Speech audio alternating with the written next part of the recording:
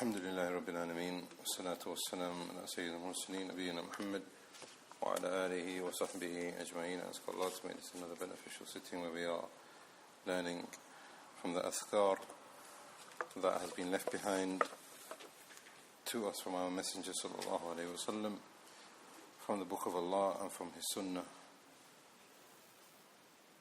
The question that we want to ask before we take today's lesson is, how do we leave the dunya? Some of the Salaf, when they were talking about the life of this dunya and the punishment in the grave, etc., they used to ask this question amongst their majalis. Umar bin Abdul Aziz is known to have them, Ishaq bin Rahoya as well. Amongst their majalis, they used to ask, what is the way that a person would leave the dunya?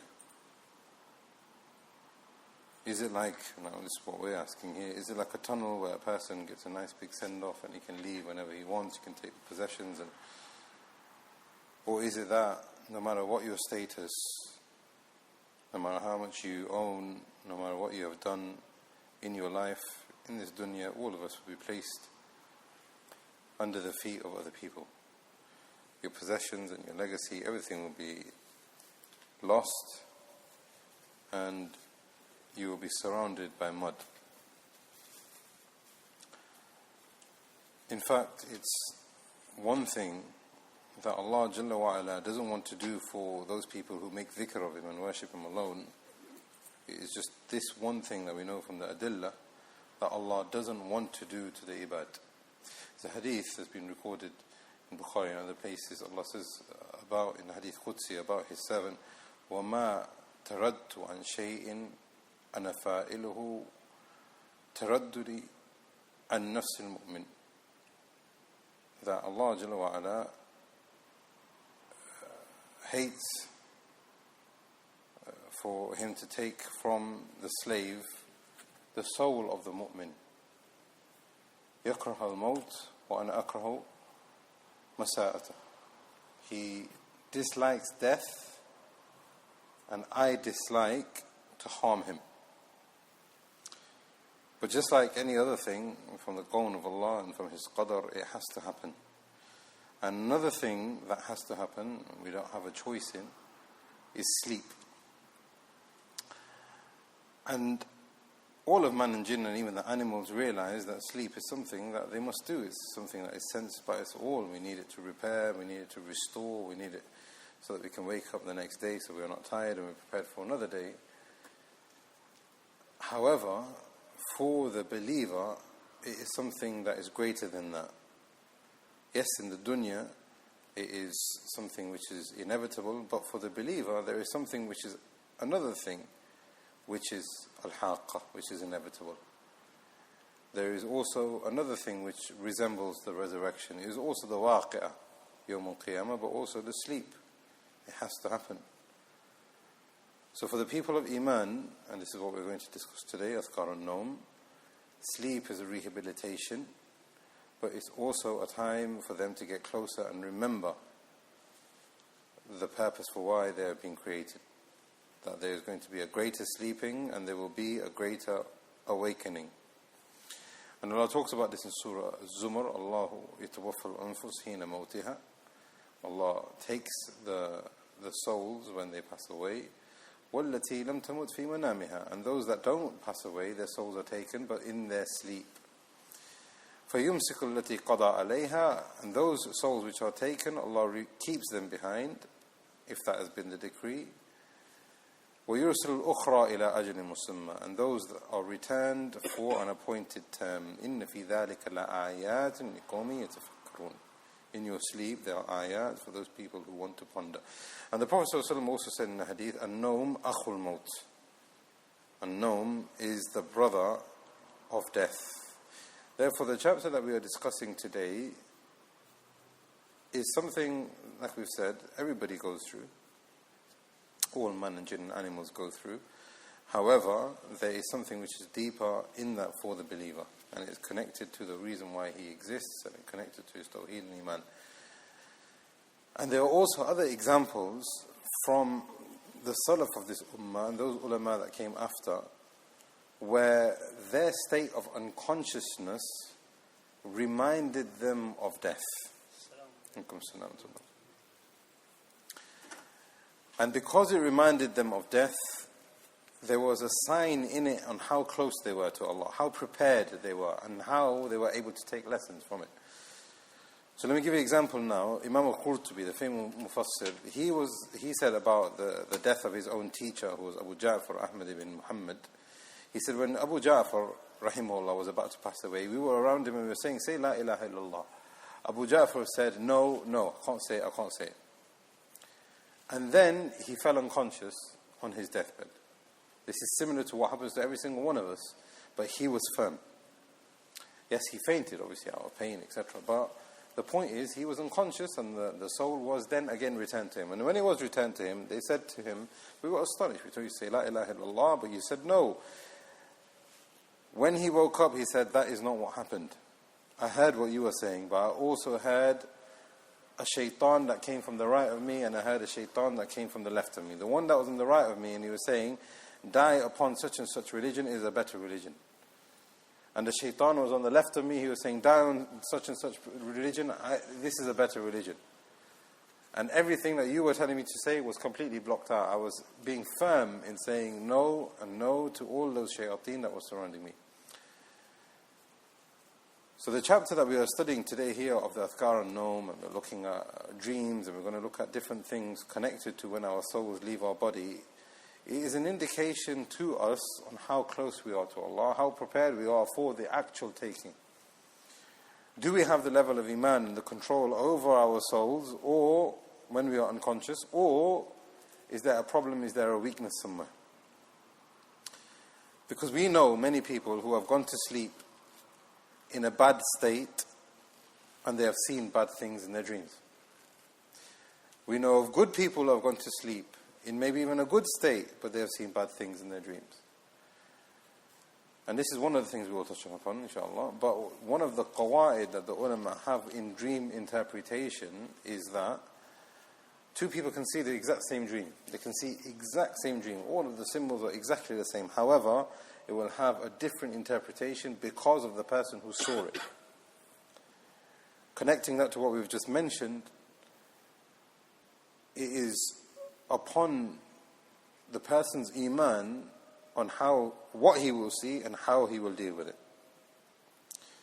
And also we learn from all of this, sleeping, is that people find it hard to wake up to worship. If that is the case for a person in the dunya, then we have to reassess the situation. We have to be frank with ourselves, because when there's going to be a greater sense of unconsciousness, what is going to happen?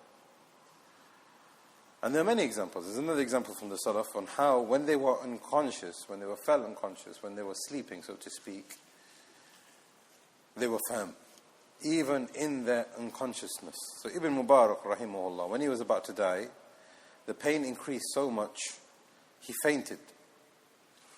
And he covered his face with a cloth because of the pain, and he passed out.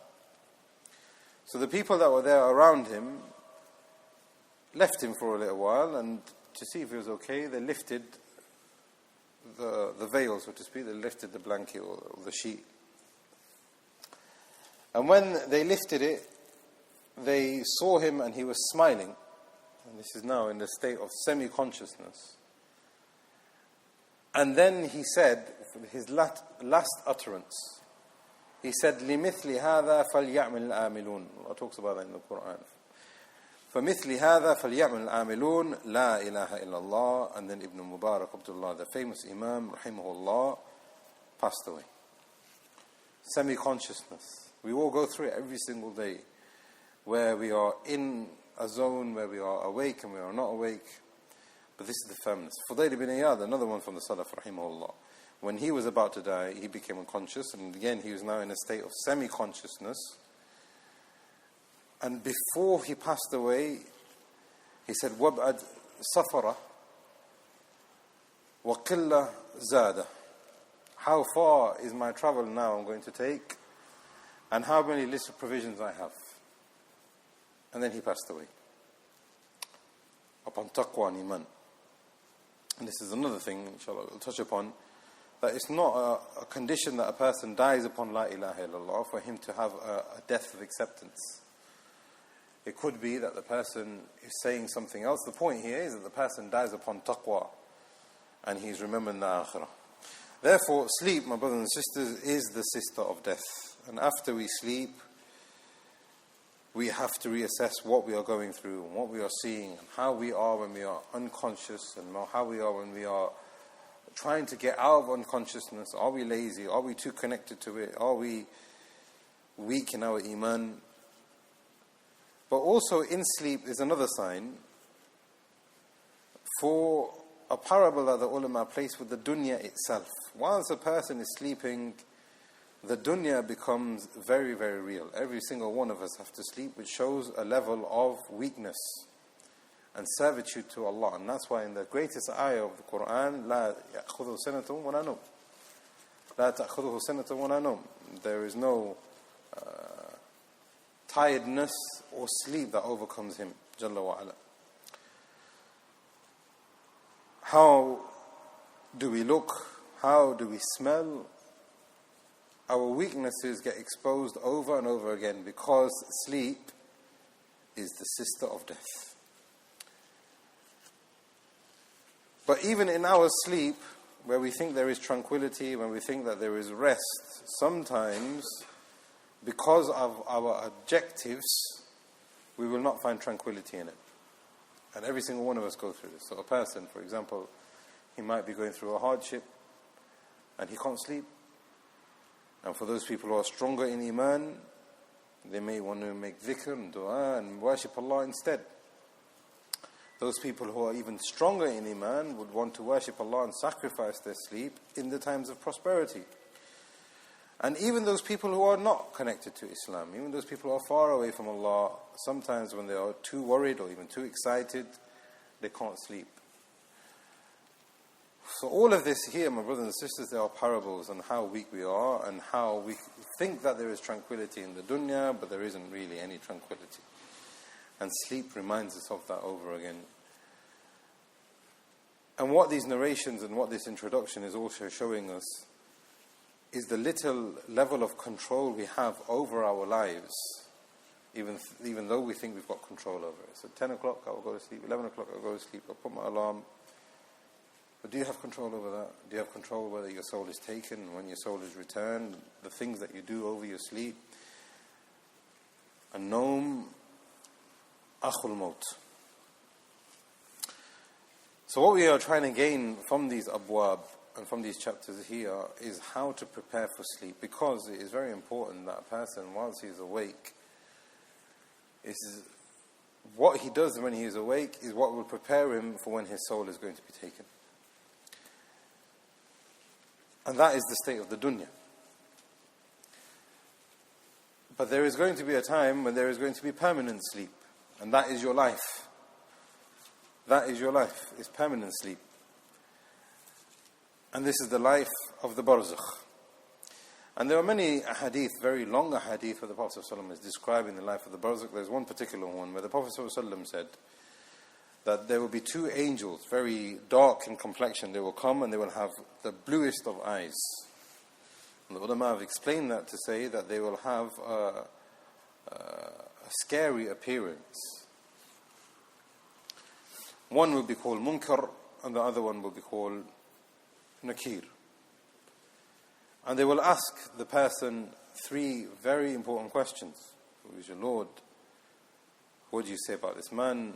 And what is your religion? Or what book do you follow also? Now, if he answers correctly, the grave is expanded for him 70 ذراعا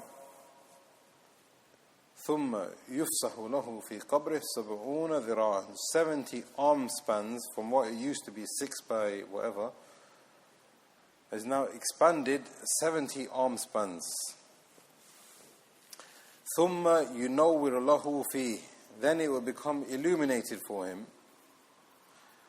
ثم يقال له نم. Then it will be said to him, sleep. Sleep, because this is your new permanent state of life, a permanent state of sleep. Nim. And the hadith continues and it goes on in detail. But one of the things that these angels will say to him, if those answers are correct, may Allah make us of them, sleep. كَنَوْمَةِ الْعُرُوسَ الَّذِي لَا يُوقِظُهُ إِلَّا أَحَبُّ أَهْلِهِ. Sleep like the groom is sleeping on his wedding night, whilst he is waiting for his bride to come in. Tranquil, relaxed, knowing that there's going to be a pleasure, knowing that he's only going to be woken up from that sleep in order to have even more pleasure. And he will stay in that state حَتَّى يَبْعَثَ اللَّهُ مِن مَجَّعِهِ ذَلِكَ. And Allah, as Messenger here, has called that qabr that he is in, majja. And the majja is your bed, it's a mattress.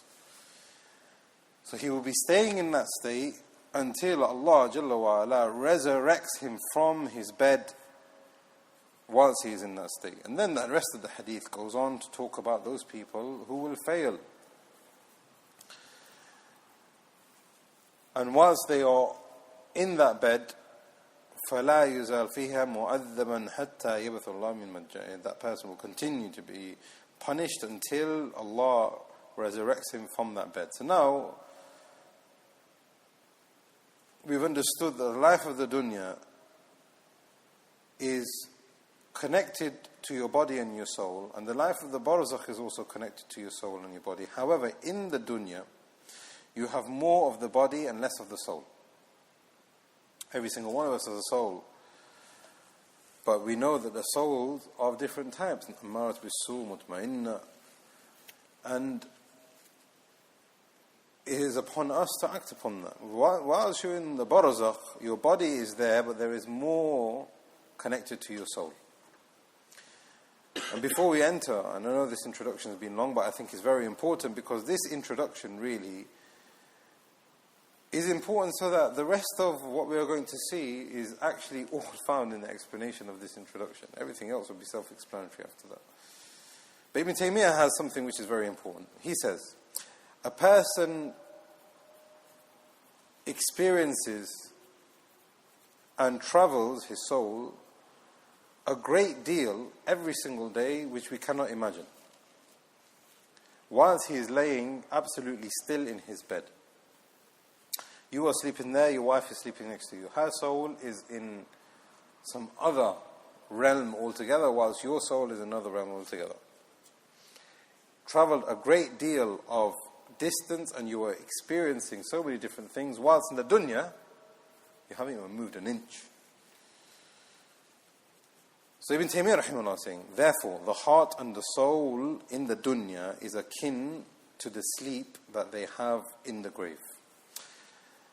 And this is why the Messenger of Allah sallallahu alayhi wa sallam on the day of Khandaq, when those people distracted him from Salatul Asr, he said, مَلَأَ اللَّهُ أَجْوَافَهُمْ وَقُبُورَهُمْ نَارًا. May Allah fill their hearts and their graves with fire, because they, shagalatna an Salatul Wusta, they have distracted us from the Salatul Asr, the middle prayer.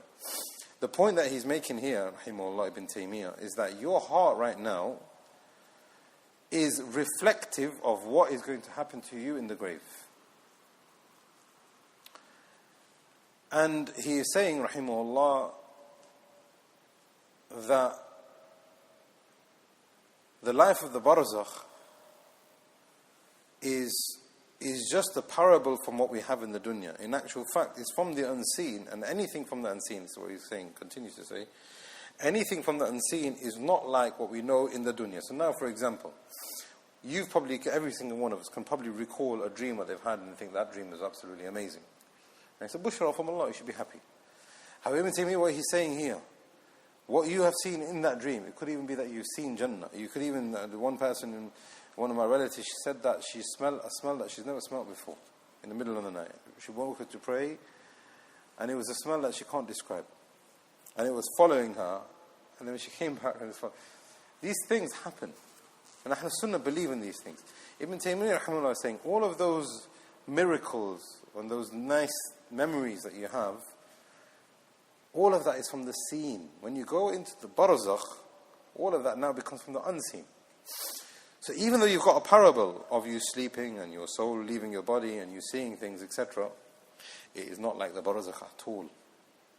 Rather, the blessing, he's saying, Ibn Taymiyyah, the blessing or the torment, may Allah protect us, is even more complete and even far more reaching than what you see in the dunya. But all of this is what he ends with, Majmu' al-Fatawa in the 4th volume, all of this has been made as an example to make us understand right now so that we can have Ayn al-Yaqeen and Haqq al-Yaqeen, that everything is possible with Allah Jalla wa Ala.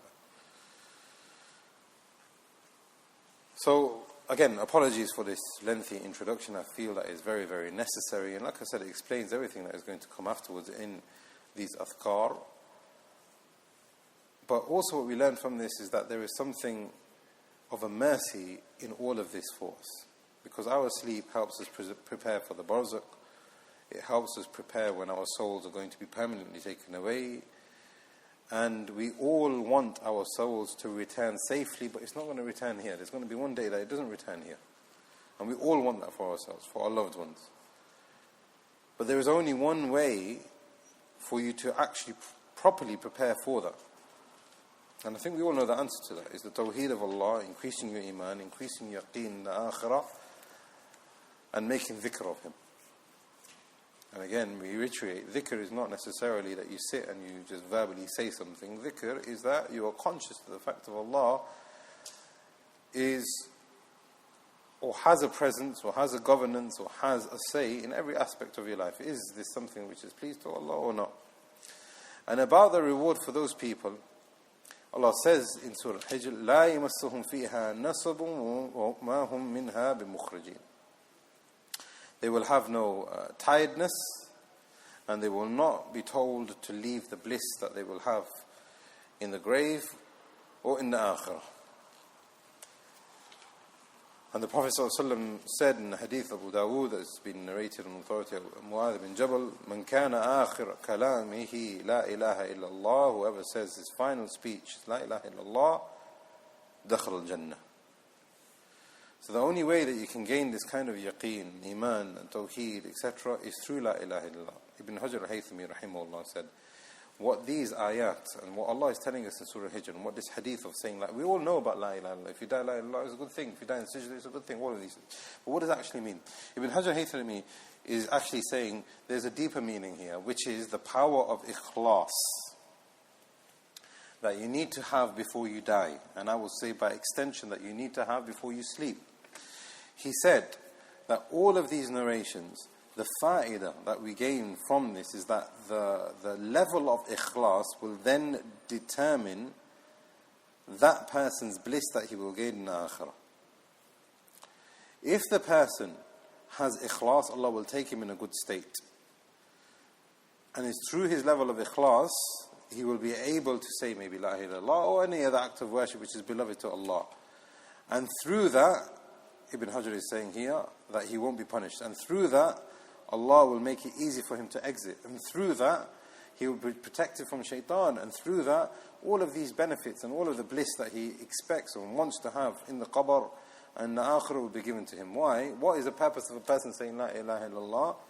It's not that he just says it and it has no influence on him or has had no impact in his life before he said it. The point here is the level of ikhlas. Hadith number 99 is on the authority of Aisha radiallahu anha, where she narrates that her husband sallallahu alayhi wa sallam yajma'u kaffayhi thumma yanfuthu fihima. He used to put his hands together before he's going to sleep. So now here we have the adhkar, chapter number 28, the chapter of adhkar before sleeping, the remembrances before sleeping. And hadith number 99, like we've said, Aisha radiallahu anha narrates that the Prophet ﷺ, he used to put his hands together, and this is agreed upon Bukhari and Muslim, and he used to breathe into his hands, and he used to recite Qul huwa Allahu ahad, Qul a'udhu bi rabbil falaq, and Qul a'udhu bi rabbin nas. And we've looked at these surah, and we've looked at the tafsir, and we've looked at some of the benefits that we can gain from it. However, what we learn from this particular narration here, and the fiqh of it, is that the ulama have said that this is the best time for you to do ruqyah. The best time for you to do ruqyah, because this is a form of ruqyah, because he is seeking protection over his body. This is the best time for you to do ruqyah in the preventative sense. So there's nothing wrong with you, but you want to do ruqyah so Allah preserves you. If you need to make shifa, there's something wrong with you, or something wrong with you over your body, like a fever or something, then we have another narration where she said that he used to do that whenever he needed to. However, as a preventative, this is the best time to do ruqyah, which is going to sleep, before going to sleep. And this is something that we benefit on a personal level, but also on a parental level. So when would be the best time for you to make ruqyah over your children? This would definitely be the one. Falaq al-nas, why is there falaq al-nas? Why is there ikhlas falaq al-nas? Ikhlas, because of ikhlas, because he's ending his day and taking the ruh away upon Tawhid. And falaq, as we have seen before, is that there is an external level of protection. So, قُلْ أَعُوذُ بِرَبِّ الْفَلَقِ, and all of the things that are mentioned here are things which could harm a person externally. Nas are all of those things that can harm a person internally. قُلْ أَعُوذُ بِرَبِّ النَّاسِ, O Allah, I seek refuge in you from the Lord of Nas. Why from the Lord of Nas? Falaq has been talking about the actions, but Nas is talking about the wiswas, is talking about the one who is a qannas, is talking about the sudur, etc. He's going into a state of unconsciousness. He has no control over his body. He is about to exit the dunya. So he's asking for Allah's protection. ثُمَّ يَمْسَحُ بِهِمَا مَسْتَطَعَ مِنْ جَسَدِهِ يَبْدَأْ بِهِمَا عَلَى رَأْسِهِ وَوَجْهِهِ وَمَا أَقْبَلَ مِنْ جَسَدِهِ. He then would wipe over his body, whatever he is able to. He doesn't have to necessarily reach his toes. And he would begin from his head and his face and whatever he could from the rest of his body. He would do this 3 times, reciting 3 times. Ulema said that the way you do it is very broad. Either you do it all in one go, and then do it 3 times, or you do Ikhlas falaq al-nas and then blow, Ikhlas falaq al-nas and blow, and you can do it that way also. Or there is another way that Ibn al-Qayyim mentions, every single ayah. So if a person is doing Ruqyah, Alhamdulillahi Rabbil Alameen, Rahmanir Rahim, like that. So the matter is broad. All of these have been narrated from the Prophet ﷺ and from the Salaf. Hadith 100 is talking about making or reciting Surah Al-Ikhlas. Again, this is in Sahih al-Bukhari. And the Prophet ﷺ said, "Man qaraha idha awa ila firashihi." If a person recites this before he takes to his bed, or as he is taking to his bed, فَإِنَّهُ لَنْ يَزَالَ عَلَيْهِ مِنَ اللَّهِ حَافِظ. That Allah will put a hafiz upon him. So how many angels do you have with you right now? Huh? How many angels do you have with you right now? 3. 3, you sure? 2. Kiraman katibin. Lahu mu'aqqibat min bayni yaday wa min khalfih. Surah, Allah says that you have angels with you in front of you and behind you. يَحْفَظُونَهُ مِنْ أَمْرِ اللَّهِ. The Prophet ﷺ said in another hadith, if Iblis is so despicable and he hates you so much, if he could, he'll come and kill you right now. That's how much he hates you. If he could get rid of mankind in one swipe, nuclear bomb, he would do it. Allah, from His protection, has put angels in front of you and behind you in order that this doesn't happen. So the Prophet ﷺ in that hadith, in explaining that to us, he said, Alhamdulillah, the attacks of Shaytan have been reduced just to waswas. That is the only way that he can attack you. Otherwise, you do it physically. Right now, there's 10 of us. That means there are 40 angels here guaranteed. Bi-idhnillah. That's just the ones that are there with us personally. Then we know that there are angels that are looking at the halaqat al-dhikr, and there are angels who come down with mercy and barakah, and wallahu bihi alim. But now here we have another angel that comes down, especially for you, if you recite Surah al-Baqarah. لَن يَزَالْ عَلَيْهِ مِنَ اللَّهِ حَافِظ. That hafiz that will come down, and it will protect you as long as وَلَا يَقَرِّبُهُ الشَّيْطَانِ حَتَّى يُصْبِحْ. And the shaitan will not come until you wake up in the morning. السَّمَاءِ وَالطَّارِقِ مَا أَدْرَاكَ مَا الطَّارِقُ النَّجْمُ الثَّاقِبُ إِن كُلُّ نَفْسٍ عَلَيْهَا حَافِظ. What is that hafiz? A malak. So Ayatul Kursi has been placed here. Now we all know the hadith and the event that happened about this. which is Abu Hurairah, and he was being in charge of zakat, and Abu Hurairah was a very poor man, and there was a huge stockpile of food, and he didn't even take anything, but he used to pass out because of his hunger. He didn't take anything. The Iman, taqwa of this man. However, there was a man that came and he kept stealing.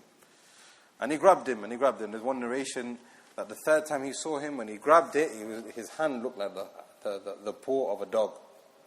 So Abu Hurairah said, there's something not right about this man. And every time he used to go back to the Messenger of Allah, and he said, yes, he's going to come back. He's going to come back. Until the last time he said, look, I'm going to grab you, I'm going to take you to the Messenger of Allah.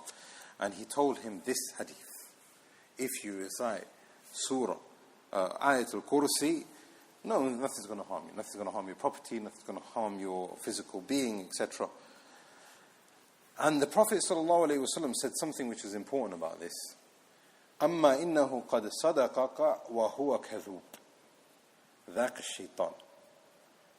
He spoke the truth, but he is a liar. He spoke the truth, but he is a liar, and he's a shaitan. What do we have here? His statement was correct, but he is a liar, generally, and there's a label that he is a shaitan. Now, completely unrelated to the field of dhikr and what we are trying, tafsir even, what the ulema have gained from, and this is a manhaji point I would like to share, which is that the ulema have said that there is a difference between jarh and tahtheer. Jarh and tahtheer. And what we can learn from this is that there is this here. The Prophet ﷺ has put jarh upon him, and he has put tahtheer upon him also. However, we also know of other instances where a companion may have done something, and the Prophet ﷺ has warned about what this companion has done to that companion himself or to other people, but there is no jarh. So there is a huge difference between jarh and tahtheer. Jarh goes back to the asl of that person. And this man is a shaitan that came to you. This man, he is a kadhoob. Don't listen to him. His asl and his manhaj is deviated. However, just because there may be tahtheer, it doesn't necessarily mean that there is jarh. You with me on that? So, hadith number 100 is about Ayatul Kursi. Hadith 101 are the Khawatim al-Baqarah. These are known as the Khawatim al-Baqarah. Lillahi ma fi as-sama'. Here it begins with Aman. And what seems to be the correct opinion is that it should begin with Lillahi. And the reason why is a separate question that we want to ask. We know from the hadith of the Prophet ﷺ, he said that the shaitan يَفِرُّ مِنْ بَيْتٍ يُقْرَأْ فِيهِ سُورَةُ الْبَقَرَةِ. The shaitan runs away from a house where Surah al-Baqarah is recited. In another narration it says recited every 3 days. Does that necessarily mean that you need to do Baqarah every single day or every single 3 days and then carry on with your hizb? Or is there another understanding? Hizb means the proportion that you have from the recitation of the Quran that we should all have appointed for ourselves, whether it's half a juz, whether it's 1 juz, whether it's 5 or 10. So now we have a narration which says that he runs away from a house which Baqarah is recited. Then we have another narration which says every 3 days Baqarah should be recited. But then we have another narration which talks about the Khawatim al-Baqarah. And in this narration the Prophet ﷺ said that if a person recites from the Khawatim, which is this, Lillahi ma fi as-samawati wa ma fi al-ard, until the end, the shaitan doesn't come to that house for a period of 3 days. And there's another narration in Bukhari and Muslim. Al-ayatan min akhir surah Baqarah man qara'ahuma fi layla kafatah. It will protect him. And this is the narration that we are referring to here.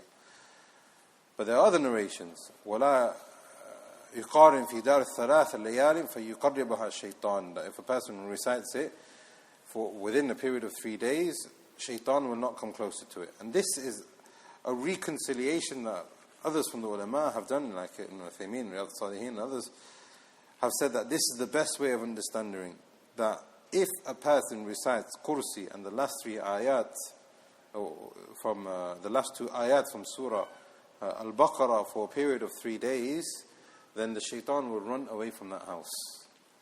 So it's not necessary that a person recites Baqarah every single, obviously this is better, don't get me wrong. But what we learn from these narrations, that Kursi and these Khawatim al-Baqarah, if a person does that, he will be protected. And the shaitan will flee. And this is exactly what the narration is saying here, that this will be sufficient for him. Man qara'a ma fi layla kafata. This is in Bukhari and Muslim.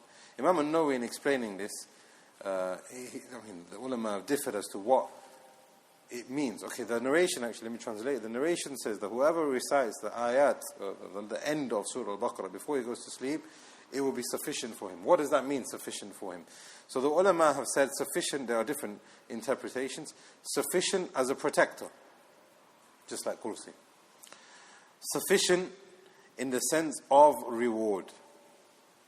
Sufficient in the sense of reward. So now a person might want to stand all night, but if he does part of the night and he does the end of Baqarah, he will have a reward which will be sufficient for him. So this is hadith number, or the point number 101, which is the Khawatim al-Baqarah. If you recite this, you'll be safe from the shaitan, you will be protected generally, and you will have the reward, and this will suffice you for the rest of the night. Hadith number 182 is on the authority of Abu Hurairah, which is again in Bukhari and Muslim. And this narration says, إِذَا قَامْ أَحَدُكُمْ عَنْ فِرَاشِهِ ثُمَّ رَجَعَ إِلَيْهِ فَلْيَنْفُذْهُ بِسَنِفَتِهِ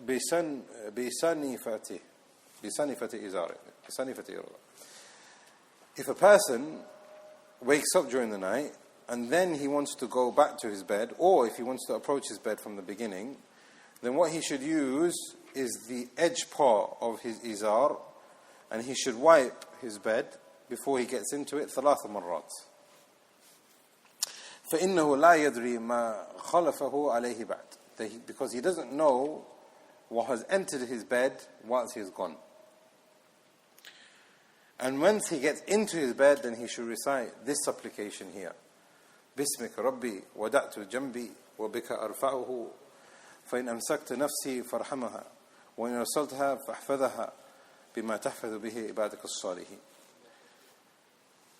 What we learn from this is that before a person gets into bed, or if he wakes up in the middle of the night and he wants to go back to his bed, he should wipe his bed. Now, why does a person do that? The ulama have explained that also, is that he doesn't know what's in his bed, he doesn't know if something has got into his bed, and all of this is out of it being mustahab. However, if a person has an elevated bed, which is what we have now, and he thinks that realistically there's nothing wrong with his bed and everything should be fine, then there is no harm if he leaves it out. However, it's mustahab, and it wipes off what could be even from spiritual impurities whilst he's mentioning the name of Allah. And he says, "Oh Allah, in your name, my Lord, I am putting down my side, or I'm laying down. Because of you, or for you, I get up. And if you were to take my soul and not return it, have mercy.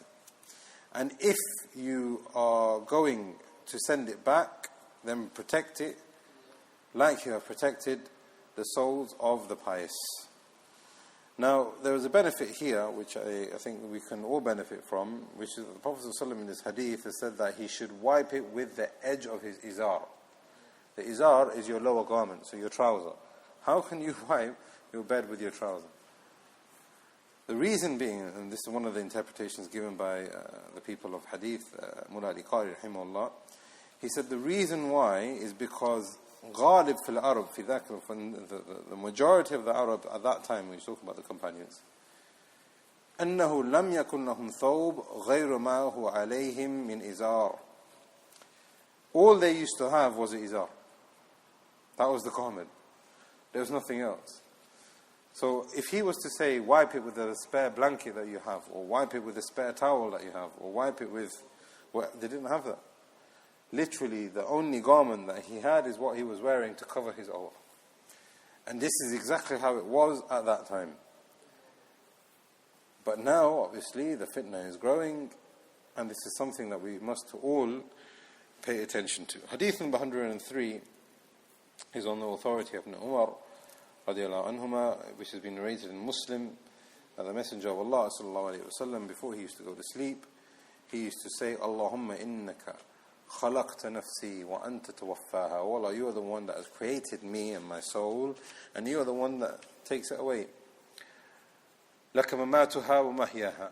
And you are the one that gives it life, and you are the one that gives it death. In ahyaytaha fahfadha. If you leave it for me to, if you bring it back, then protect it, preserve it for me. Wa in amataha faghfir laha. And if you are going to take it and not return it, then forgive that soul that you are taking. Allahumma inni as'aluka al-afiyah. Oh Allah, I ask you for your protection. And we looked at the benefits of afiyah and asking for afiyah when we were looking at the dhikr from the azkar and morning azkar sabah and masa in previous lessons. Again, here we have a similar message which has been carried on forward, which is that your soul is going through changes before you go to sleep. Hadith number 104, Allahumma qinni adhabak yawma tab'athu ibadak. And this is on the authority of Fatima radiallahu anha, Hafsa bint Umar radiallahu anhuma, the wife of the Messenger sallallahu alaihi wasallam, that he used to recite this while he was lying down on his right, and he used to do this 3 times. Allahumma qinni adhabak yawma tab'athu ibadak. Oh Allah, protect me from your punishment on the day that all of your servants are resurrected. And this has been narrated by Abu Dawood and Tirmidhi, and Shaykh al-Albani said it's sahih. Again, similar message, which is when your soul is taken, it's going to be resurrected. There are many parables between sleep and death. Hadith 105, Bismika Allahumma amutu wa ahya. Very popular one that we teach our children. This is in Bukhari and Muslim, and this is on the authority of Hudhayfa ibn Yaman. Again, similar message that, oh Allah, in your name I'm putting my head down, and in your name I live and I die, and for you is the resurrection, etc. Hadith number 106 is also prescribed for a person to say Subhanallah 33 times, Alhamdulillah 33 times, and Allahu Akbar 33 times or 34 times before going to bed. Now the context of this, and this is now in Bukhari, but there's also what we looked at last week, when Fatima radiallahu anha asked her father for help, and he taught her about the narration, Ya Hayyu Ya Qayyum bi rahmatika astaghith. Also, he taught her this narration before going to bed, that you should make the tasbeeh. She's asking for help, she's complaining of weakness. Dhikr of Allah and worshipping Allah will make you stronger, and it will alleviate any kind of weakness that you have. Subhanallah, Alhamdulillah, Allahu Akbar 33 times each one, reaching 100, or you can end it with 34 for Allahu Akbar, will give you strength, and a person should say that before he goes to sleep. And the narration in Bukhari, Man qala dhalik indama yu'awi ila firashik kana khayran lahu min khadim. This is the point here. Whoever says this before he goes to sleep, it is better for him than having a personal servant who is looking after him all the time. It'll give you strength. Hadith number 107, and this is on the authority of Abu Hurairah, and this we've also looked at in the istiftah, in the opening of the salat. Allahumma rabbis samawati sab'a wa rabbil ard. O Allah, you are the Lord of the 7 heavens and the 7 earths. Wa rabbil arsh al-azim, and the Lord of the majestic throne.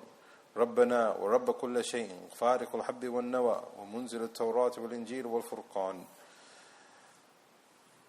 You are the Lord of everything, and you are the one that opens up the seed, you are the one that gives life, you are the one that puts souls into bodies, you are the one that makes things from nothing, you are the one that revealed the Torah and the Injil and the Quran, the Furqan that has been mentioned here. أعوذ بك من شر كل شيء أنت آخذ بناصيته.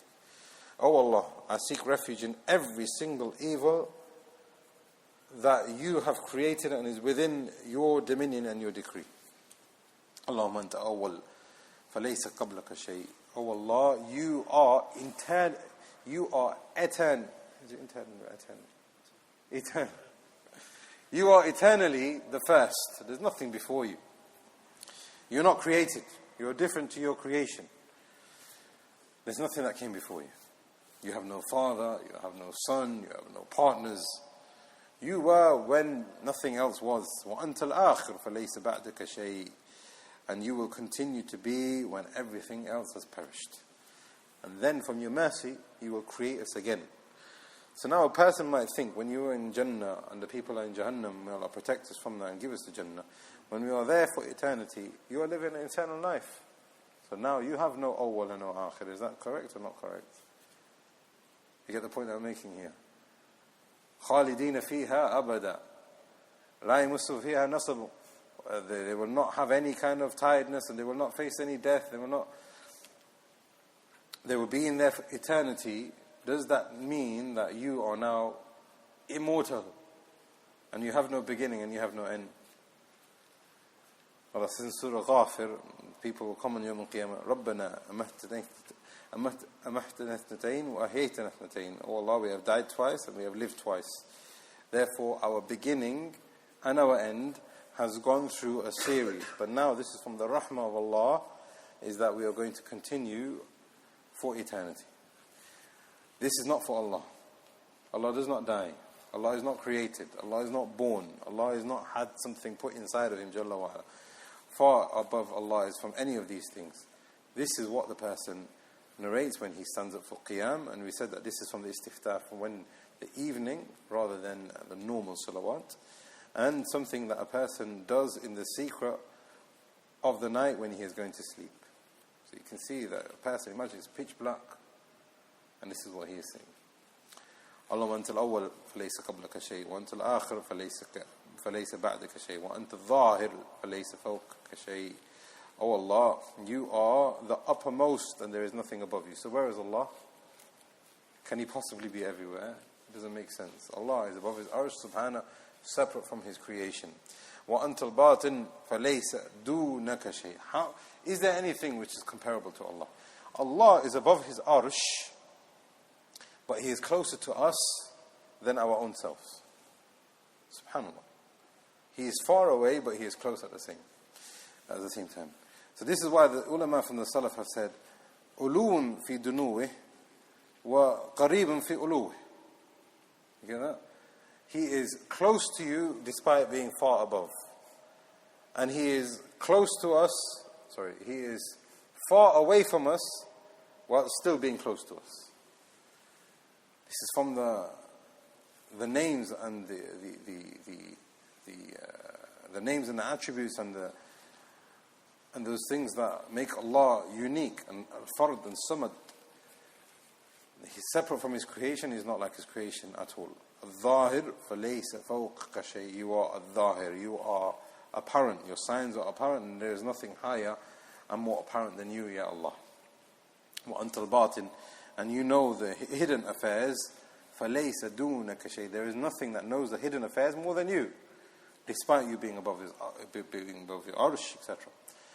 أقضي أن الدين واغننا من الفقر. Oh Allah, take away from us, or repel from us, or make us self-sufficient against any kind of loans or debts, and make us enriched from poverty.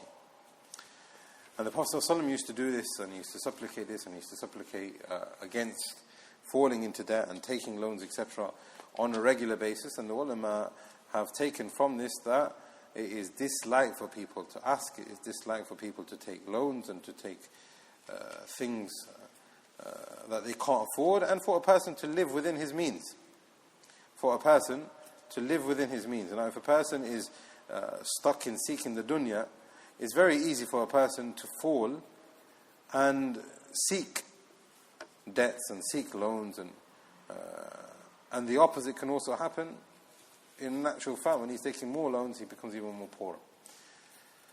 So there's many things that we can reflect upon that, but what we want to do is focus on the Adhkar al-Nawm and its relationship with sleep. 108, the Hadith of Anas radiyallahu anhu, and this has been narrated in Muslim. The Messenger of Allah sallallahu alayhi wa sallam used to supplicate before going to sleep, Alhamdulillah alladhi at'amana wa saqana wa kafana wa awana. And look at this next bit. فَكَمْ مِمَّنْ لَا كَافِيَ لَهُ وَلَا مُؤْوِي. Oh Allah, all praise and thanks for you. You have fed us. You've given us drink. You have sufficed us. you've given us somewhere to sleep. How many people have nothing which suffices them and nowhere to sleep? And the Messenger of Allah ﷺ is saying that, and he is the best of mankind. He had the dunya presented to him, and this is what he is saying.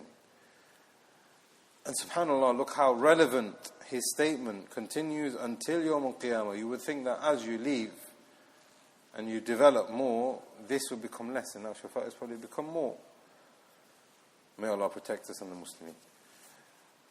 Thanks to Allah that He has given us food, and wakafana, and He has given us drink, wakafana, that He has provided for us. The ulama have said that He has provided for us. Wa'awana, He has protected us, and He has given us for somewhere to sleep. And some of the ulama who explained it is that He hasn't left us like animals, sleeping in the open space, nowhere, no protection, no shelter.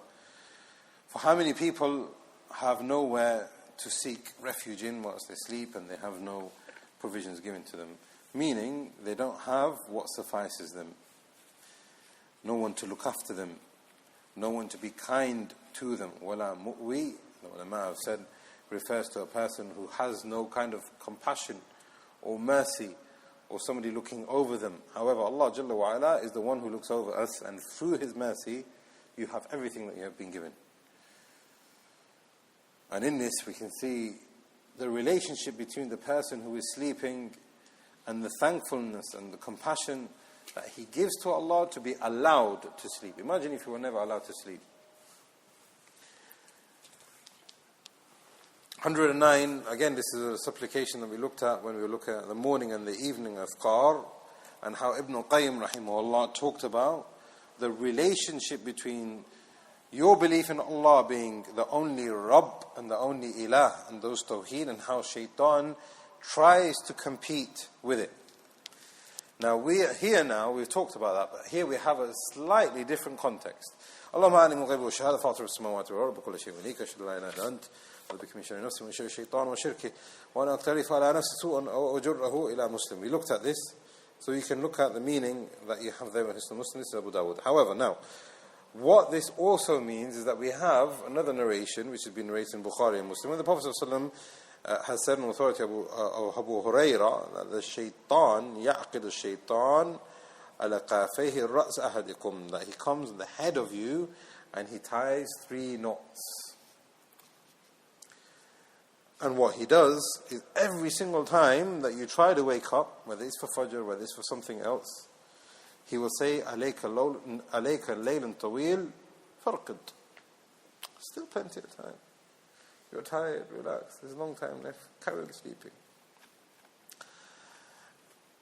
And there's another narration which says that if the Shaytan gets the better of this person and he doesn't remember Allah, Shaytan urinates in that person's ear. And there's another narration which says that the Shaytan resides in the nostrils of the person who is sleeping. So now we can see the relevance of kursi, we can see the relevance of saying this one, in seeking protection from the Shaytan. And Ibn Taymiyyah rahimahullah said that it is physical, actual urination, that he urinates into the ear of the person who he makes it hard. So what that means is, some of the ulama, like Ibn Jarh, have narrated other ulama in saying that it is metaphorical. What he does is he tries to make you block out dhikr, but it's not actual urination because you don't feel anything. But Ibn Taymiyyah says that this is from the unseen. You're not supposed to feel anything. If he urinates, and also some say urinates in your ear, the Shaytan bala udhanay or yabul fi udhanay. He urinates in that person's ear, and he stays into the nose of the person, and he blocks out any kind of path to the dhikr of Allah. However, if a person wakes up and he remembers Allah, go back to the introduction, you remember Allah, that's your instinct. Inhallat uqdah. One of those knots become released. His power gets weakened slowly. And through that tawfiq, you are able to get up and make wudu. And through that tawfiq, after that, you are able to recite or perform 2 raka'at. And with that, a person will have a good and prosperous day, the Prophet ﷺ said. فَأَصْبَحَ نَشِيطٌ طَيِّبَ النَّفْسِ. he will be active, he will have a good barakah day, and his soul will be tayyib, as in it will be a very good nafs. However, if the shaitan has got the better of him, through his nose, through the ear, through the wiswas, through the knots, he will wake up khabith nafs kaslan. His nafs will be a lazy nafs. There is no motivation. Doesn't necessarily khabith here doesn't mean that he'll become impure. You're still pure. You still got Iman and Tawhid. However, it will be lacking. It won't be motivational. There won't be a drive, and he will find a great deal of laziness in his day. So this is narration number 109 on the authority of Abu Hurairah, where the Prophet ﷺ used to seek refuge from Shaytan in the morning and the evening, we know, so that the person enters the morning and the evening upon the fitrah, but also sleeping so that Allah Jalla wa Ala will protect him from the Shaytan. Hadith number 110, or the point number 110, is the hadith of Jabir, is that the Prophet ﷺ used to recite Surah As-Sajdah before going to sleep. And there are other narrations which the author has not mentioned here, is that sometimes he used to recite Mulk, Zumar, Isra, and Kafirun, and Sajdah. So we have 5. There are other narrations we talk about Dukhan, Waqi'ah, but all of those are weak. What we have authority for is Isra, Sajdah, Zumar, Mulk, and Kafirun. And we know them. There are different narrations, and we don't want to go into them in detail because we don't have time, but the Prophet ﷺ said Mulk is a protection from the punishment of the grave, and it is an interceder. It continues to intercede for the لِرَجُلْ حَتَّى غُفِرَ لَهُ. On Yawm al-Qiyamah, Mulk will continue to intercede until all of your sins are forgiven. And there will be a protection from the adhab al-qabr.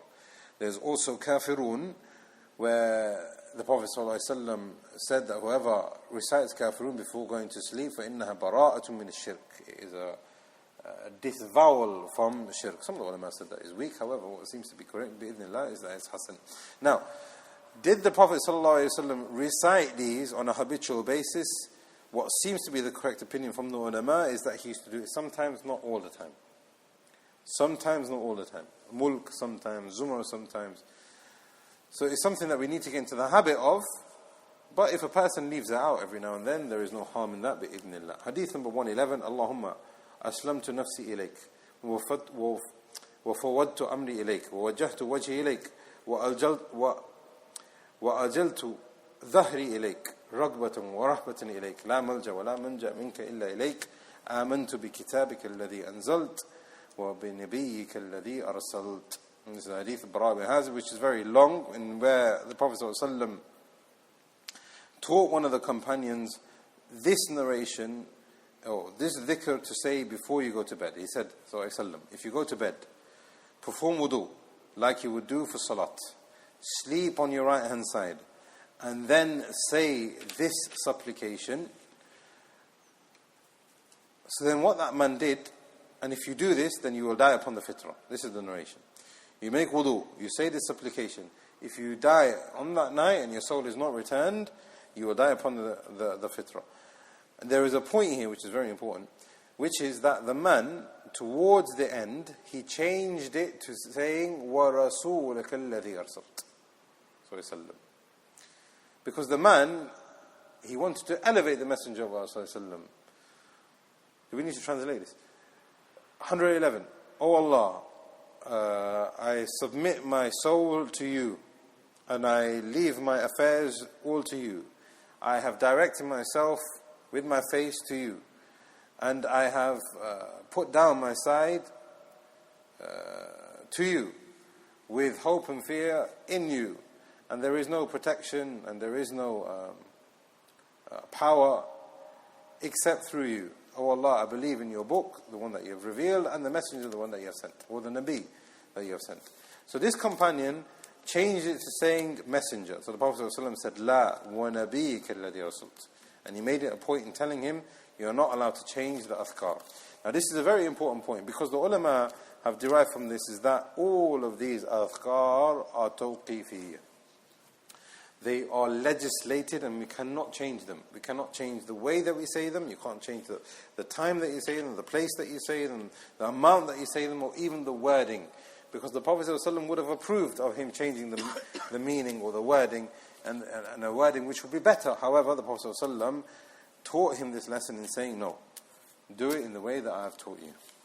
There's also so this is the end of what a person should say before going to sleep. There's also other adhkar that the author has not mentioned, which other from the ulama have said is sahih, and we've looked at this before, that the person after the salawat should say 3 times, and before going to sleep, and this is the authority of Ibn Umar, man qala dubur kull salah, and the person says after every single salah, and before he goes to sleep, Allahu akbaru kabira, adad al-shaf'i wal-watr, wa kalimat Allah al-tammat, al-tayyibat, al-mubarakat, La ilaha illallah. Then if he says this before going to sleep 3 times and after the salawat 3 times, the grave will be illuminated for him, and the sirat that he has to cross will be illuminated also for him until he enters Jannah. Some of the ulama have said that this is the statement of Umar, but what seems to be the correct opinion, bi'idhnillah, is that this has been taught to him by the Messenger of Allah ﷺ. So there are other things that a person can say. For example, the author doesn't mention kafirun, it doesn't mention zumar, it doesn't mention mulk. He does mention mulk here. He mentions sajda and mulk. And 110. So there are certain things that he hasn't mentioned, and the others from the ulama have included. From the fiqh, and we like to conclude each chapter with the fiqh, the ulama, I mean, if we were to count this, the ulama, and I believe Ibn Qayyim and others from the ulama have counted them, have said that there are up to 16 sunan that we should have before going to sleep. 16. It's not easy. But we should at least get into the habit of trying doing some of them. And all of these are from the 16. So for example, one dhikr will be 1, and another dhikr will be 2, sleeping on your right will be 3, sleeping wudu will be 4, and sleeping with your right, with your hand underneath the palm of your right hand underneath your cheek will be another one. And what a person gains from this is a great deal of goodness. Again, like we've said, that his heart and his soul is taken in a good state, but also what we learn from the general picture is that he becomes stronger in his Eman. He is exiting the dunya, which he doesn't know if he's going to come back to, upon the fitrah and Tawhid. The Shaytan is lessened. The angels support him and supplicate for him. He is being forgiven whilst he's sleeping on his bed. He is being forgiven whilst he's sleeping on his bed. He is protected whilst he is sleeping on his bed. And his dua is being accepted. And also, there is something that is happening to his body also, which is that he is connecting himself more and more to the akhirah. More and more to the akhirah. So the Prophet ﷺ used to sleep to the right, whereas doctors are saying you should sleep on your left. Is that right? What do they say? You had the right. What do you say, Uncle? They say sleep on the right side. I've seen it's too much pressure on the left. But I've seen some reports that they were saying that you should sleep on the left also, because they're saying it's more comfort and there is more stability for your body and your stomach and the digestion, different things like that they've said. I don't know if that's correct, Uncle. But what we learn from this, sleeping on the right, is that it's doing something to you and your body which is subconsciously, maybe even consciously, connecting you to your akhirah. That you purposely choose something which is perhaps less comfortable. You are purposely choosing something to feed your fitrah and your iman, and seeking the reward of Allah Jalla wa Ala. Also from the ahkam from this chapter we have learned, we've just touched upon this, is that ibadah, dhikr, all of this is tawqifiyah, and we can't make things up. And if we go ahead and do things and making up things, acts of worship and changing adhkar and things like that, all of that would then fall under the realm of being, number one, khilaf al-sunnah, and if it continues, bid'ah. Another question that the ulama have discussed, are all of these 16 narrated for every single sleep, or is it only the night sleep? So if I want to have a nap right now, do I need to do all of these 16 and then when I go to sleep again at night time, do it all over again? Or is it only for the night sleep? Some of the ulama have said, and Shaykh al-Taymiyyah kind of supports this view, is that it is general and it should be for all sleep. Others from the ulama, and this is found in the books of fiqh, Hanabila and others, is that it is only for the night sleep. And the reason why they've said this is because there is a difference between nawm and qaylula. And in English there's a difference between sleep and nap. This is talking about sleep. Adhkar al-nawm is talking about the adhkar of sleeping. Not the adhkar of napping or dozing or relaxing your eyes or whatever we call it in English. And this is the opinion of Shaykh Salih al-Fawzan and others from the ulama, and it seems to be a very strong opinion. However, what I personally like is the opinion of Shaykh al-Aziz bin Baz, rahimahullah. He said, some of them are for the night and some of them are general. What stays for the night, stays for the night. And whatever are general, then we can keep them in the generality. So now, for example, rahimahullah said, Man qara'a ayatain min akhir surah al-Baqarah fi layla kafata. Now, this is an example of it being said at night time. However, the Prophet ﷺ in another narration said, إِذَا أَوَىٰ أَحَدَكُمْ إِلَى فِرَاشِ. If any of you go to your bed, that's general. Bismik Allahumma, again, general. These ones are general. So the Shaykh ibn Baz, rahimahullah, is saying that those ones that are general, so this is something that we need to again study and review and think, okay, these are general, these are not general, would be preserved. And those that are there for night time would remain for night time. But again, it's a broad scope. If a person left it out one day, he was napping and he only just stuck to it when he was sleeping at night, nobody's going to say that he's done something wrong. But here we were talking about what is better and out of fadl. Another thing that the ulama have mentioned from the books of fiqh is that can there be a gap between these adhkar and you actually going to sleep? So say for example I want to go to sleep at 12 o'clock. Can I say at 11:30? Can I say at 11:15? Or do I have to say at 12 o'clock? Or maybe even 12:05? The ulama have said that if there is a short gap, then there is no problem. But again, it goes back to the khilaf that we've just looked at the previous mas'ala. If there is a narration that says, fi laylati kafata, if he says it at night time, before going to sleep, then that's sufficient. You don't need to say it before going to bed. But if you look at some of those narrations, إِذَا أَوَىٰ أَحْدُكُمْ إِلَى فِرَاشِ, that has to be on the firash. So in that scenario, there can't be a gap. So again, it is something that we have to study and revise and see, okay, well, is there leeway in this one? Is there not leeway in that one? But again, if a person said it and he's got intention to go to bed soon, bi'idhnillah, inshallah, it will be sufficient. Allah loves to protect His slaves. Chapter number 29, very quickly. Dua إِذَا تَقَلَّبَ لَيْلًا. Dua for turning at night. SubhanAllah. What other religion can give you this? Allahu Akbar. But also, go back to the introduction. The Messenger of Allah ﷺ saying there are adhkar whilst you are half asleep. Not that your soul leaves your body or is partially part of your body and there is a moment where you don't need to think about Allah. There is a moment that you don't need to think about your akhirah. That is not the case. Hadith 112 is on the authority of Aisha. La ilaha illa. When you turn over at night, say La ilaha illallah al-wahid al-qahhar. Rabbus samawati wal-ardu ma baynahuma al-aziz al-ghaffar. If a person says this whilst he is turning over at night, or he should say this turning over at night, there are other narrations which say that it will protect him from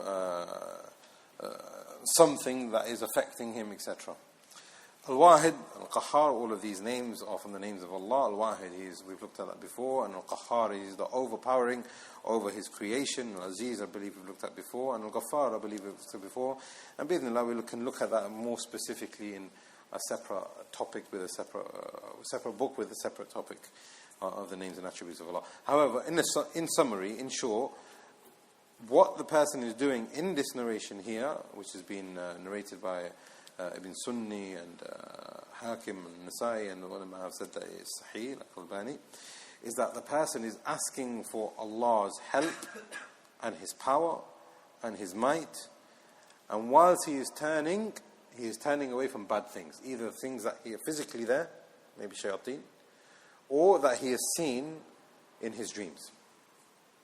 And he turns away from that and those shayateen cannot affect him on that, even though he is still stationary, so to speak.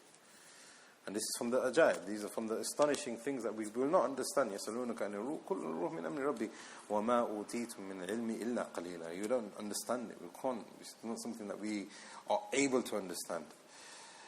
So what we learn from this also, the ulama are saying here, that even whilst you are in that state of semi-consciousness, there is optimism. You seek that optimism. You seek that protection, and you seek that concealment from Allah Jalla wa Ala.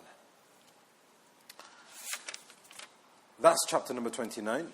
We have 2 more chapters, bi'idhnillah, so that we can wrap up the theme of sleeping and dreams, etc. But what we can learn from the fiqh of this is that what side do you sleep on? The right. Ma'ruf. We've looked at those narrations in the previous chapter. However, is it allowed for you to sleep on your left? How? How do we know that? Because you turn over. And the ulama have said that if you need to sleep on your left, you need to. The dalil is in this from the hadith of Aisha.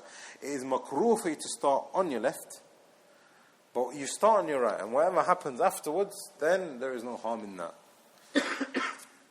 And it is also narrated in another narration, and this is the narration of Jabir radiallahu anhu, that the Prophet ﷺ said that if you see anything that you dislike from the dreams, then spit slightly, not with phlegm, just spit dryly 3 times. Seek refuge in Allah from Shaytan, or make this supplication here, and turn over. Turn away from that negativity and shaitan. Allah will protect you. So we have the right. We have the left. Can you sleep on your stomach? No, why not? People of Jahannam will be carried into the hellfire on their stomachs. People will be gathered on Yawm al-Qiyamah on their faces, and some of them on their stomachs. And this is the narration in Ibn Majah. Abu Dharr al-Ghifari radiallahu anhu said that I was sleeping on my stomach, and the Messenger of Allah sallallahu alaihi wasallam came and he kicked me, and he said, "O Junayd, wake up. This is how the people of the hellfire sleep." So he rebuked him. Is it haram? There is a fraction of the ulama who have said that it's haram, but the correct opinion is that it's makruh. Now again, if a person needs to sleep on his stomach, maybe he's got an ailment on his right hand side, maybe he's tried all the other positions and he still can't get to sleep, and the only way is that he's finding comfort in sleeping on his belly, for whatever reason, in that scenario, there is no harm in that. However, is that your default? It shouldn't be your default. It shouldn't be how you relax when you go to sleep. The last position is on your back. Are you allowed to sleep on your back? You can sleep on your back, and there is no harm in that. And the dalil for that is when the Prophet ﷺ spoke to the companion who was having problems with hemorrhoids. He told him, "Salli qa'iman." Stand. If you can't, then sit. If you can't, then on your right. On your right. Lie down on your right. If you can't, فَمُسْتَيْقِيًا. Then on your back with your feet facing the Qibla. So we can learn from that. The Prophet ﷺ is teaching us that there is no harm in you laying on your back. There is a narration which says that you shouldn't be laying on your back with your feet crossed over. With your feet like that, crossed over whilst you're laying on your back. And the ulama said the reason for that is because that could lead for your aura to be exposed. However, if you're safe from your aura being exposed, and if you're safe in the privacy in your own home, then bi'idhnillah, there is no harm. But however, if a person wants to lie down now, and he's only got an izar, like it used to be at that time, then he has to be careful of that. Are there any other positions? Right, left, front and back. Islam also looks at standing and sitting. Is that known or is that not known? Now, the thamara, and the reason why this is important is because if I am sleeping whilst I'm sitting, or if I'm sleeping whilst I'm standing, would that break my wudu? The other positions, ittifaq, all the four madhahib, there is agreement that your wudu would be broken. However, if I am sitting or if I am standing, is that sleep? The Hanafis and the Shafi'is say that is not sleep. A person doesn't sleep standing up, and a person doesn't sleep sitting down. So in that scenario, if a person, even if he is snoring and he is full gone, he's gone, and he is sitting down, or if he is standing, his wudu is not broken with the Hanafis and the Shafi'is. But what is the correct opinion is that the Malikis and the Hanbalis have said that it's got to do with your senses. If your ruh has left your body, that is known, irrespective of what position that you are in. So if I'm sitting and I fall asleep, not dozing, I've literally fallen asleep, or if I'm standing and I've fallen asleep, or if I'm on my right or my left or any other position and I've fallen asleep, then my wudu is broken. But now the question is, what is sleep? How do you define sleep? So now I could be dozing. Is that sleeping? Is that not sleeping? Is that sinner or is that known? The correct opinion, again, with the Malikis and the Hanafis, and this is Hanbalis, and the reason why this is the correct opinion when it comes to the sitting is because what they have said is that when you lose your senses, that's when your soul has left your body. So if you are sitting there and you have become overcome with sleep and tiredness, to the extent that you don't know anything that's going around, you can't see, you can't hear, you don't know anything, even if it's for a split second, that is sleep, your wudu is broken.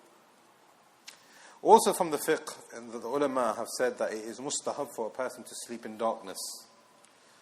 So it's recommended that a person switches off his lights, and it's recommended that there's no lamps, etc., like they used to have at that time.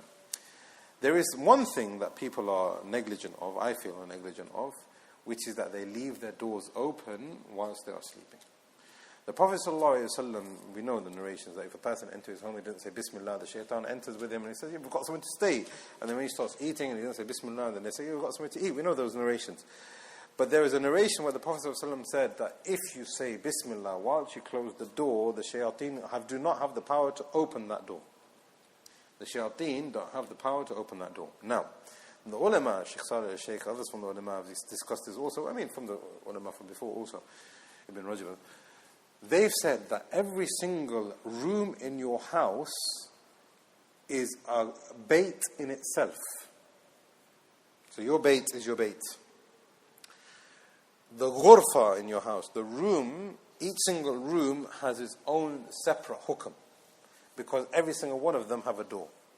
So that narration, when you open the door and say Bismillah and you enter, is talking about your front door, but is it talking about your living room door and your kitchen door and your bathroom door and your bedroom door? The answer is yes. So imagine you entered your house, you forgot to say Bismillah. I'm sure we don't do that, but I'm sure, imagine, you opened the door, you went inside, you closed the door, you forgot to say Bismillah. It is possible that the Shaytan, it's not guaranteed, but it's possible. Shaytan entered. Now, when you go to your bedroom and you remember now to say Bismillah, the Shaytan may be in there in the house, but when you say Bismillah and you close the door, it's shut, they can't enter that one. So this is one of the things that the ulama have said, that you should close the doors, you should say Bismillah over it, you should put out the lights, you should sleep in darkness, and this reduces the effects of shayateen whilst you are sleeping. Also another thing which is slightly different, but we're talking about closing the doors, which is that we know that the shayateen love to be in impure places. And we find this in many homes, is that they leave the bathroom doors open. Maybe ventilation, whatever, but they leave the bathroom doors open. Applying that hadith is very important, that we should close the doors, even for the bathroom, especially for the bathroom. Also, the windows. We know that the Prophet ﷺ said that there is a time in the evening when they become even more shayateenic, if that's a word, but that continues at night also. We should be careful with our windows also. However, the ulama, Ibn Abdul Barra and others from the ulama have said that if you need to, then there is no harm in that. But what we're saying is that these are things that people are generally negligent of. But if you need to leave the door open, for example, your kids are sleeping in the other room and you want to hear them, or, for whatever reason, there is a reason for you. You're feeling a heart, so you leave. That is fine, bi'idhnillah. You should still say the name over them, over Allah, over the doors and the windows, but that shouldn't be the default. Also, which has become another thing that people have become negligent on, which is that people do not go to sleep early. And the ulama, no difference on opinion on this. After Salatul Isha, there is no excuse for a person to stay awake, unless if it is for the sake of getting closer to Allah. Now, getting closer to Allah could be qiyam, and it could be reciting, could be speaking ilm, and this is the only time of the day. Or it could even be that he wants to socialize with his brothers, but that is for the sake of the dunya, and for the sake of the deen, not for the dunya. After Salatul Isha, any kind of interaction for the dunya should stop. Going to sleep after Salatul Isha should be the default. Also, from what the ulama mentioned about sleep is that adults and children should not mix, especially when they get to the age of being able to differentiate between men and women and body parts. And people should be seeking permission to enter into people's bedrooms, especially their children and other family members. So say you could be living with your mother or somebody. Before we go on to the next chapter, and there's only 2 chapters, so we'll go through this very quickly. There's another thing that people are, I feel, negligent on, and this is advice to myself also, is that a person should at least have the intention to stand during the night, even if he's not going, even if he thinks realistically it's not going to happen, but at least have the intention. The Prophet ﷺ said, whoever intends to pray Salat al-Qiyam and he sleeps and he doesn't wake up, what do you think is going to happen to him? He's going to get the reward for standing that night, even with that intention. But there is also another narration that Ibn Abbas radiyallahu anhu said that if a person then wakes up, or after Salat al-Isha he prays 2 rak'at, then it is sufficient for him, as in him having prayed that night. There's also another narration where the Prophet ﷺ said that if a person sleeps during the night and he wakes up and he says the dhikr, la ilaha illallah wa la sharika lahu, subhanallah alhamdulillah, until the end, and then he makes dua to Allah, it will be accepted. It will be accepted. So imagine you're sleeping, you've woken up, you're semi-conscious, you make this dhikr, la ilaha illallah wa la sharika lahu wa la kulli shay, subhanallah alhamdulillah. Then you turn around, or whatever you do, you go back to, you make dua even, you say, oh Allah forgive me for that split second that you are conscious. Then you go back to sleep, that dua will be accepted. So intention is very, very important, and the Prophet ﷺ said that if a person then does wake up, then that salah will be accepted for him. There are also other narrations which emphasize the person sleeping with a clean heart. We know the companion who slept with a clean heart, and the Prophet ﷺ said, anyone will see a person in Jannah, that is the person in Jannah. There are many things that are connected to sleep that are not mentioned here, that the ulama have mentioned, the adhkar and the hadith and even the ayat mentioned, which I feel that we need to revise for ourselves. Hadith, chapter number 30. Du'a faza'a fi an-nawm wa man buliya bil wahsha. Upon experiencing unrest, fear, anxiety during sleep, and Ibn Abbas rahimahullah said, this also applies to sleep paralysis. Can't move. Overcome by the shayateen. 113 is on the authority of Abdullah ibn Amr and Khalid bin Walid and other narrations also. أعوذ بكلمات الله التامات من غضبه وعقابه وشر عباده ومن همزات الشياطين وأن يحضرون. This is narrated by Abu Dawood and Shaykh Rabbani made it sahih in his checking of Jarh and Tahtheer. If a person does this, then he will be safe from any kind of unrest or fear or apprehension or worry during that night. Oh Allah, seek refuge in you from the perfect words that you have, from your anger and from your punishment and from the evilness of those the creation that you have created, and from the whispers of shayateen that they overcome me. The last chapter for today, Ma yaf'al man ra'a ru'ya aw al-hulm. What a person should say if he sees a good dream or a bad dream. Ruqyah is often referred to a good dream, and hulm is often referred to a bad dream. Even in the Arabic, they are very careful in the language. Yanfuth and yasari, we talked about this before, that a person should spit dryly to his left 3 times. And this is in Muslim. So there are 5 things, in short. There are 5 things that a person should do. Spit to your left. Seek refuge in Shaytan. Yasta'idh billah min ash-shaytan wa min sharri ma ra'a. A'udhu billahi min ash-shaytan rajim. Oh Allah, protect me from what I've seen. Any kind of remembering of Allah and seeking Allah's protection. That's point number 2. Point number 3, he should turn, spit, seek Allah's protection. Turn away from that. We've talked about that before. That he shouldn't tell anyone. He shouldn't tell anyone what he has seen, because Shaytan wants to trick you in that manner. He wants you to keep thinking about it. He wants you to become sad and overcome with worry. And if he is able, he should stand and pray 2 rak'at at least, and recite and make dhikr of Allah Jalla wa ala. There are some ahkam and fiqh that we wanted to discuss when it comes to dreams. inshallah we can talk about that very quickly. The ulama have said that dreams are of three types. There's one that is rahmani, and this comes from Allah. There's another one which is nafsani, which is psychological. So a person could think that this is a good dream, but it's actually psychological. I was thinking about it, or I was there in my subconscious, or I was talking about it. And there's another one which is shaytani, which is that it comes from shaytan. Now, these good dreams and bad dreams, what we learn from it is that the Prophet ﷺ in these hadith is telling us, if you see a good dream, if you see a bad dream firstly, don't tell anyone, turn, spit, etc. If you see a good dream, then you should become happy. You should thank Allah. You should tell people who you are close to, but not everybody. And you should thank Allah and maybe even stand and remember Allah and give thanks to Him in that manner. So the complete opposite. So you have 5 steps which are there for ruqyah, and you have 5 steps which are there for hulm, but all of them are exactly the opposite. Ask Allah to make this beneficial for us all, and that Allah gives us tawfiq to have a good ending, and that He is pleased with us, and that He keeps us upon the fitrah until we meet Him, and that He gives us tawfiq to act upon everything that we hear, even though it's plentiful. 16 Sunnan is not easy, but Allah give us tawfiq. Ask Allah to give us all tawfiq and hidayah. هذا والله أعلم وصلى اللهم على نبينا محمد وعلى آله وصحبه أجمعين. Last week's question, whether uncle asked if a person wants to start with ta'awudh only or basmala only, what is the best way? Like we've said, the ulama said it is broad, but I couldn't think of an example.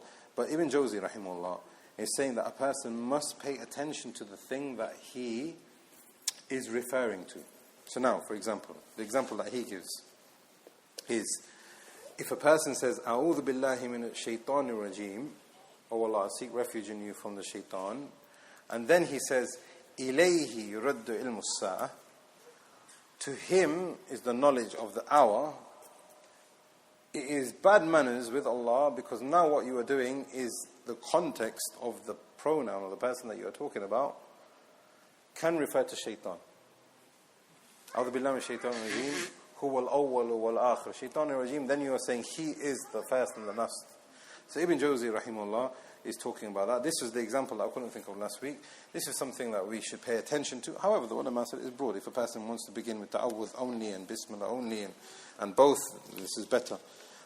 Also, the brother had a question, is the hadith of Abu Umama, where he was asking the Messenger of Allah for refuge in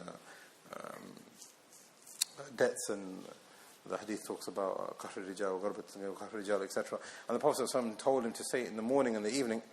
Is that from the adhkar in the morning and the evening? It says in Ma'bud that there is a chance, or there is an interpretation that a person should say that in the morning and the evening. However, what seems to be the correct opinion is that it is not from the adhkar which are from the morning and the evening. And the reason why we know that is because there is another narration where the Prophet ﷺ instructed Abu Umama to say at the end of his salawat.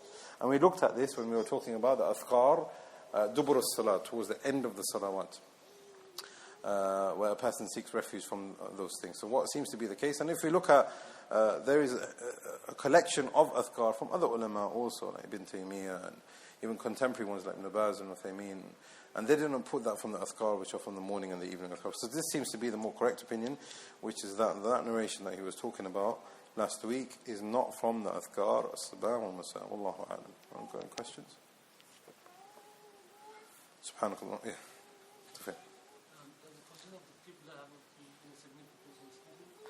Positioning of the qibla, again, this is one from the Sunnan. Yeah, if a person can face the qibla. However, what is given emphasis is the right.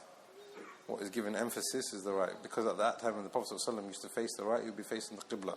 I don't know if you've seen the images, but if you look at the hujr of Aisha radiallahu anha, her bedroom was facing, so the head was towards the road where it is right now. So where you see that green fencing, their heads would have been there. So when he would have been on his right, he would have been facing that way. And that's exactly the position that he is buried, but a bit further up, facing the qibla on his right. So facing the right is from the Sunnah, yes, but being on the right of your body takes precedence, because it might not necessarily always be the case. Because not everybody has that luxury of having, big bedrooms or a bedroom which would enable him to face the right in that manner. Barakallahu feekum. Bi'idhnillah, next week we have the chapter of Dua al-Qunut and those adhkar connected to the Qunut of Witr and what a person should say after the Witr. And if Allah gives us tawfiq and ability, then we'll look at what a person should say if he is going through anxieties and stress and worries. هذا والله أعلم. سبحانك اللهم وبحمدك أشهد أن لا إله إلا أنت أستغفرك وأتوب